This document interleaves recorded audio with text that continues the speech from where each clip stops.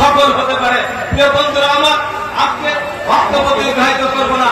আজকে ফরিদপুরের কথা, এই নগরকান্দের সরকার মানুষ আমরা এখনো কিন্তু কে মোবাইল রহমানের সাহেবকে ভুলিনি।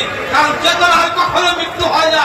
কে মোবাইল রহমানের যে চেতনা, কে মোবাইল রহমান যে কাজ, যে কর্ম করে গেছে, সেই কর্ম যুগের পর যুগ, শত বছর বাংলার মাটিতে এই ফরিদপুরের কথা, নগরকান্দার সরকার মানুষের মানুষ যতদিন থাকবে, যে মোবাইল রহমান সাহেব ততদিন থাকবে ইনশাআল্লাহ।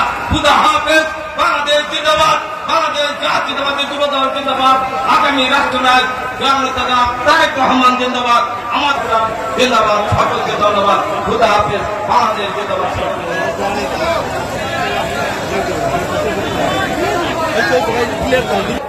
বক্তব্য রাখবেন বাংলাদেশ জাতীয়তাবাদী যুবদল ঢাকা মহানগর উত্তরের যুগ্ম আহ্বায়ক আবুল হাসান টিটু। বক্তব্যের বিনীত অনুরোধ, সবাই কিন্তু সংক্ষিপ্ত, আপনারা সবাই দিকে খেয়াল রেখে বক্তব্য রাখবেন।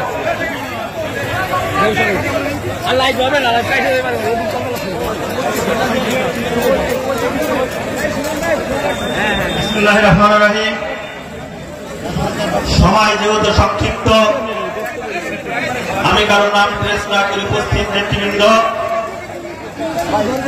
সংগঠনের নেতৃবৃন্দ,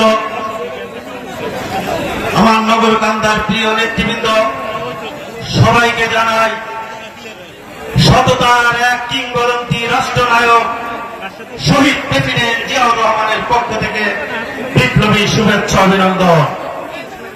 প্রিয় বন্ধুগণ, আজকে কোন রাজনৈতিক বক্তব্য দেব না।